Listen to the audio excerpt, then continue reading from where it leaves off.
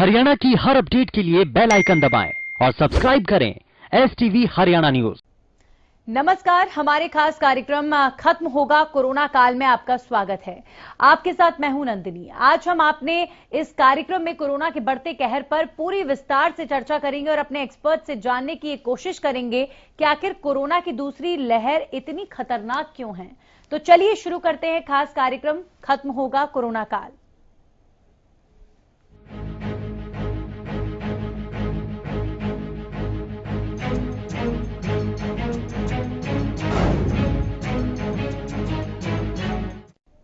भारत में corona virus की दूसरी लहर लोगों पर कहर बनकर टूट रही है। हर दिन नए केसेस के आंकड़े रिकॉर्ड बना रहे हैं, लेकिन इस बार कोरोना से होने वाली मौतों ने भी अब तक का सारा रिकॉर्ड तोड़ दिया है। कोरोना वायरस की दूसरी लहर में देश में पहली बार न सिर्फ 3 लाख के करीब केसेस आए हैं, बल्कि सबसे अधिक 2023 मौतें भी हुई हैं। वहीं प्रदेश में कोरोना के पिछले 24 घंटे में 7,811 नए केसेस और 35 लोगों की मौत हुई है। उधर वैक्सीन लगाने को लेकर किस तरह से धांधली हो रही है, इसका ताजा मामला रेवाड़ी में देखने को मिला, जहां पर खरकड़ा गांव में एक 60 वर्षीय महिला आरोग्य सेतु ऐप पर पंजीकरण के बाद टीका लगवाने नहीं जा पाई, लेकिन टीका लगवाने का मैसेज बधाई के साथ और ऑनलाइन वैक्सीनेशन सर्टिफिकेट भी पहुंच गया। अब अस्पताल का कहना है कि ये गलती मान रहा है।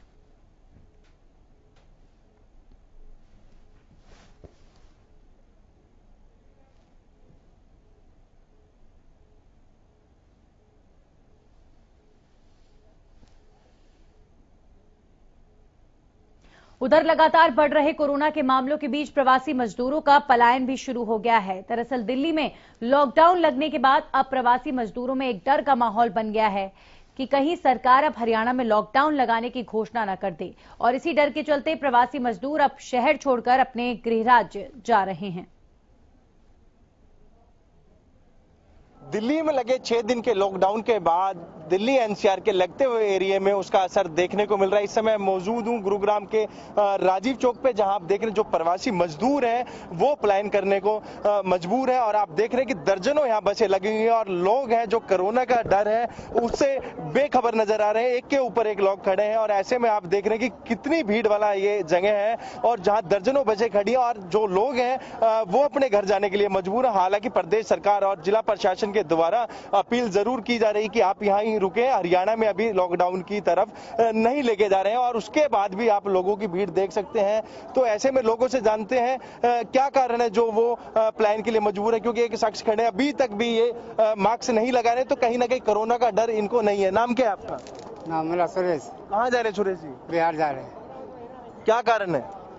यही कोरोना के डर के मारे जा रहे हैं। बोला कोरोना लगेगा इसलिए। तो डर तो आपको है ही नहीं, मास्क नहीं लगा रखा आपने अभी तक?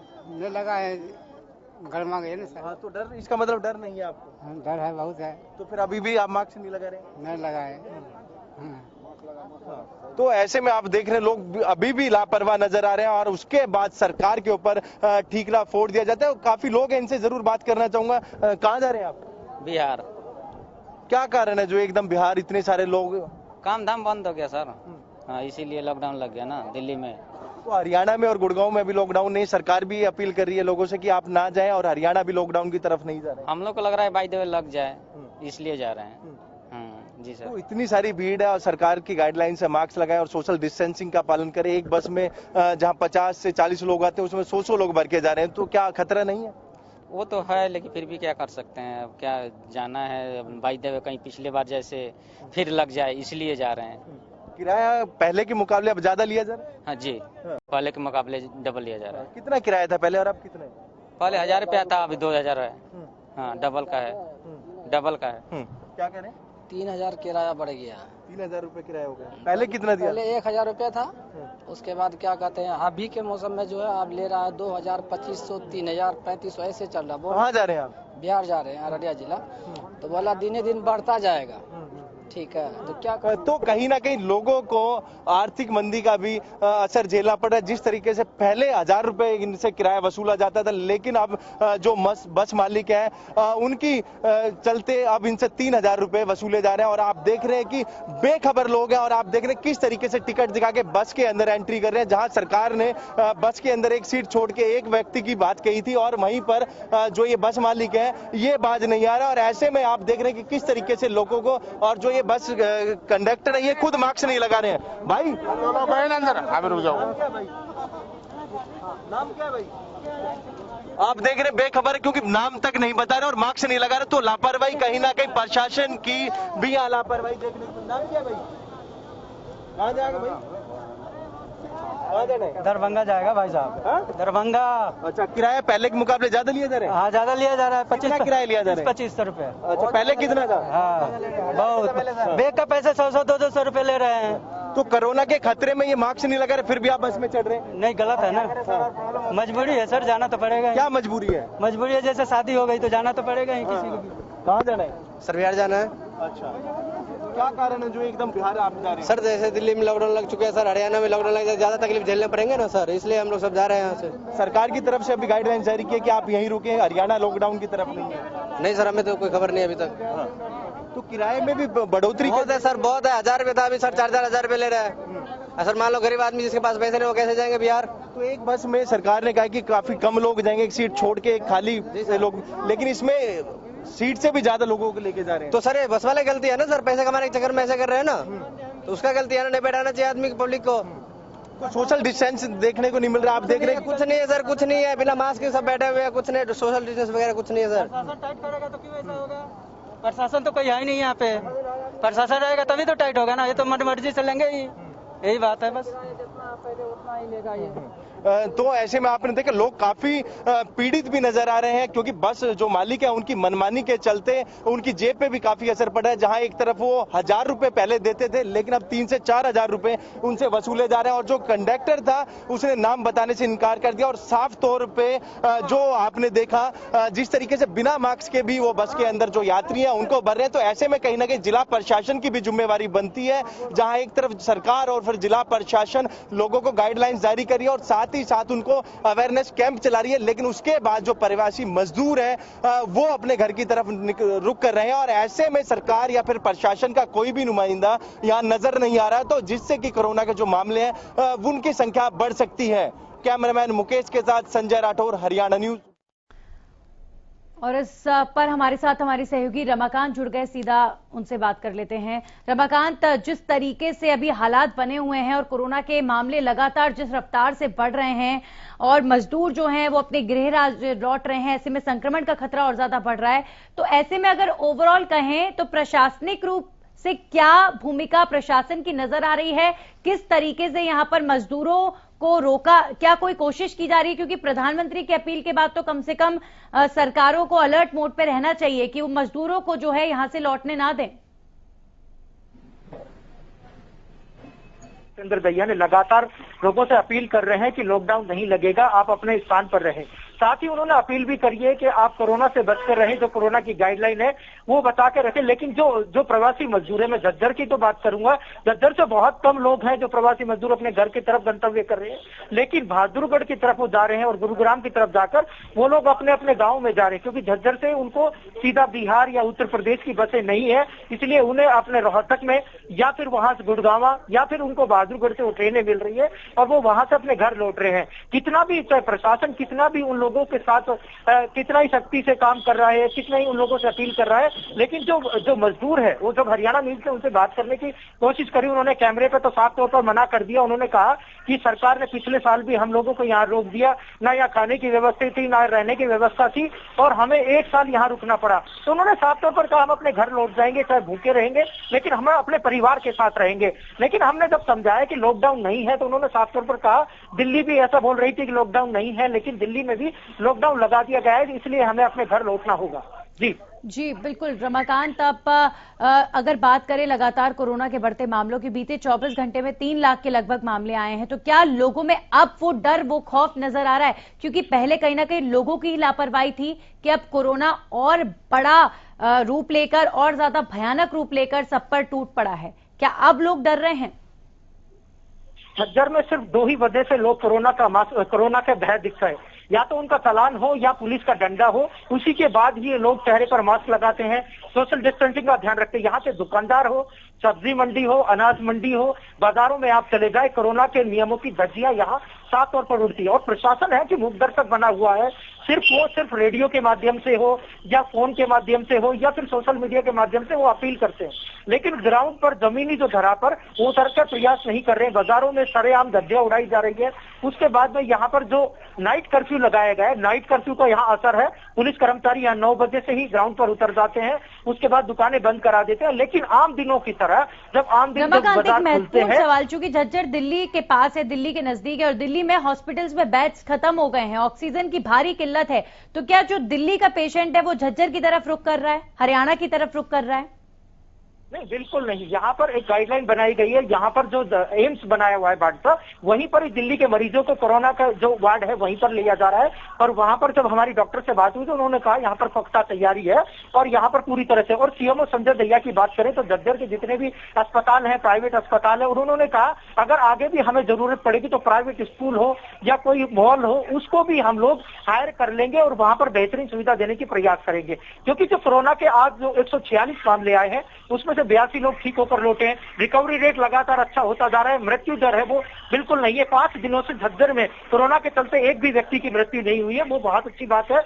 और जो चेहरे पर लोग जो मास्क नहीं लगा रहे हैं, पुलिस प्रशासन से हम बार बार अपील करते हैं कि आपको थोड़ा सख्ती से कदम उठाने पड़ेंगे, नहीं तो ये कोरोना का विस्फोट फिर और ज्यादा भयानक हो जाएगा। दिल्ली हो या गुरुग्राम में हम लगातार बताते आ रहे हैं 8 से 10 हजार लोग हैं जो झज्जर से दिल्ली जाते हैं, उनका कोई भी चेकिंग नहीं की जा रही है। उनके साथ उनको मॉनिटरिंग करनी पड़ेगी या फिर उन लोगों को रोकना पड़ेगा कि आप सब दिल्ली में रहें। दिल्ली का काम जब तक कोरोना है जब तक आप दिल्ली में ही रहें, तो इस तरह की योजना उन लोगों को बनानी पड़ेगी। जी नंदिनी जी बिल्कुल। सबसे ज्यादा टेंशन की बात रमाकांत हरियाणा के लिए, तमाम जिलों के लिए यही है कि कई लोग ऐसे हैं जो रोज दिल्ली ट्रैवल करते हैं और दिल्ली में नौकरी के लिए आते हैं, और ऐसे में उन लोगों का रोज आना जाना कहीं ना कहीं एक बड़ा खतरा बन सकता है पूरे हरियाणा के लिए। हालांकि अभी हरियाणा में स्थिति गुरुग्राम और फरीदाबाद में ही और जो दिल्ली से सटे हुए क्षेत्र हैं वहां पर सबसे ज्यादा विकट है, बाकी जो और जिले हैं वहां पर स्थिति इतनी ज्यादा खराब नहीं है। लेकिन अगर समय रहते नहीं संभले तो वहां पर भी ऐसे हालात बन सकते हैं।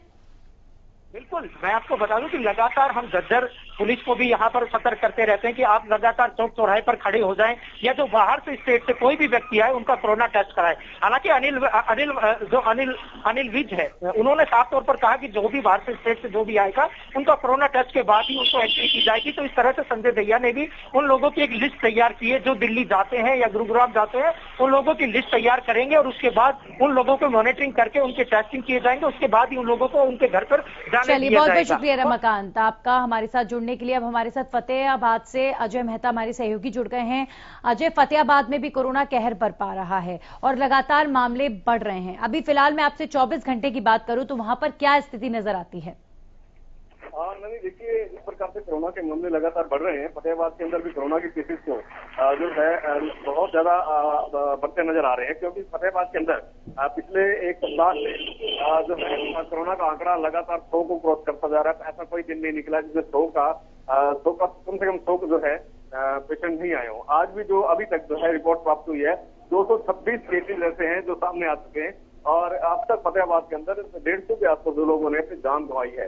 फतेहाबाद में कल भी जो है 2 लोग कोरोना के 3 लोग जो कोरोना की भेज खड़े हैं।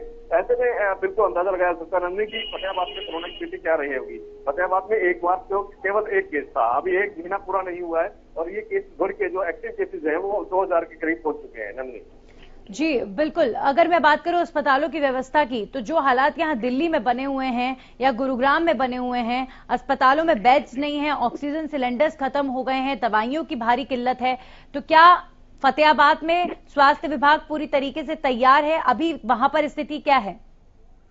नन्नी देखिए, जिस तरह मेट्रो सिटीज के हालात हैं और जैसे हालात तो फतेहाबाद में अभी नहीं बने हैं, क्योंकि जो फतेहाबाद की स्थिति जो है वो अभी उनसे बेहतर है। फतेहाबाद के अंदर जो बेड हैं वो भी जो है अभी वैकेंट पड़े हुए हैं, खाली पड़े हैं। और अस्पतालों के अंदर जो तमाम जो सुविधाएं हैं कोविड को लेकर के, चाहे वो वेंटिलेटर की है, चाहे वो ऑक्सीजन सिलेंडर्स की है, या तमाम उन पैरामेडिकल और मेडिकल स्टाफ की है, वो पर्याप्त है। लेकिन जो सबसे बड़ी बात यह है कि कोरोना को लेकर के लोग सचेत नहीं है। प्रशासन तो ये कवायद में लगा है कि किसी तरह से कोरोना को जो है हराया जाए, और लेकिन जो आम जनता है उस मामले को लेकर के बिल्कुल भी सचेत नहीं है। कहीं सोशल डिस्टेंसिंग का नहीं रखा जा रहा, ना ही मास्क लगाए जा रहे हैं। फतेहाबाद के अंदर फतेहाबाद में प्रशासन ने जो है बिल्कुल कहीं ना कहीं लोगों की लापरवाही तो सबसे बड़ा कारण है। लोगों की लापरवाही का ही तो कारण है आज सब लोग खामियाजा भुगत रहे हैं। बहुत बहुत शुक्रिया जी आपका तमाम जानकारी के लिए। हर्ष हमारे साथ जुड़ गए हैं, हर्षगर गोला चीका से। हर्ष, अगर बात करें गोला चीका में कोरोना के आंकड़ों की, तो बीते 24 घंटे में कितने मामले सामने आए? देखिए नंदिनी, किस प्रकार पूरे देश और प्रदेश में कोरोना के मामले लगातार बढ़ते जा रहे हैं, उससे अगर जिला कैपिटल की बात करें तो वो भी छूता नहीं है। पिछले 24 घंटे में जिला कैपिटल में 34 मामले सामने आए हैं। हालांकि प्रशासन द्वारा अपील की जा रही है लोगों से, लेकिन लोग हैं कि मानने को तैयार नहीं है। कहीं ना कहीं प्रशासन भी कहीं की जगहों पर मूक दर्शक बना हुआ है। अभी ताजा जानकारी आपको दे दें कि यहाँ पर एक मेला लगा हुआ है मंदिर में, जो पंजाब हरियाणा सीमा पर एक मंदिर स्थित है। वहां पर सोशल डिस्टेंसिंग की जमकर धज्जियां उड़ाई जा रही है। दूसरी ओर सबसे बड़ी बात यह है कि नंदिनी, वहां पर पुलिस है जो मूक दर्शक बनी हुई है, पुलिस वहां पर बैठी हुई है। हालांकि किसी तरह की कोई सोशल डिस्टेंसिंग नहीं की जा रही है नंदिनी। जी बिल्कुल, तो कहीं ना कहीं जो प्रशासनिक सख्ती की बात कही जा रही है, क्या प्रशासनिक तौर पर भी यहाँ पर सख्ती नहीं बरती जा रही? लोगों में क्या पुलिस का भी डर नहीं कि कम से कम बाहर निकल रहे हैं तो मास्क लगाएं? लेकिन नंदिनी, बात करें एक और तो सरकार के दावा कर रही है कि सख्ती से लिया जाए, लोगों की जान जरूरी है, इसलिए सख्ती बरतनी जरूरी है। परंतु कहीं ना कहीं एडमिनिस्ट्रेटर है जो वो ढील दिखा रहा है, किसी तरह की कोई सख्ती नहीं दिखा रहा। ये इस मेले में पूरी तरह किसी भी तरह की सोशल डिस्टेंसिंग और मास्क का प्रयोग नहीं किया जा रहा। हालांकि जो बड़े बड़े आयोजन है उन पर रोक लगा दी गई है। इतना बड़ा आयोजन और पुलिस मात्र 50 गज दूरी पर। जी बेहद दुर्भाग्यपूर्ण है। बहुत बहुत शुक्रिया हर्ष आपका।